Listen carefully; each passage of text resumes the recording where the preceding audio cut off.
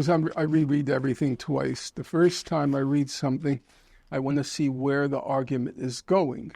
And then the second time I read something, I want to see whether the argument holds up in terms of the logic, the internal logic.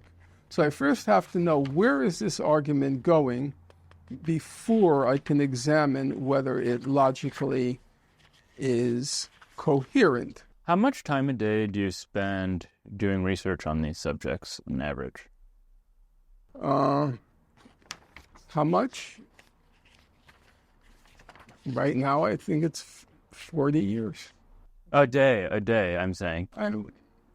My mind is constantly, the wheels are constantly, how do I approach, there are three aspects of any scholarly endeavor: research, organization, and composition.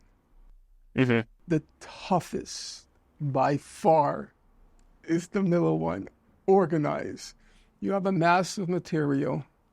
How do you put together a coherent argument? How do you present it?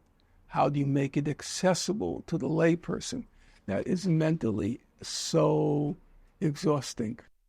So the wheels are, let's say there is a judge in the court now on ICJ, Judge Sebutindi from Uganda. And I think she's an Israeli agent. She's either being bribed or blackmailed by Israel. And how do I prove it? I don't have a smoking gun, and I'm not an investigator. I'm not Sherlock Holmes. I have to prove it by taking apart the logic of the text. And this is not tenable. No rational person can be saying these things. And so I'm thinking, how do I present it? How do I make the argument? What's the most convincing way? What's the most compelling way?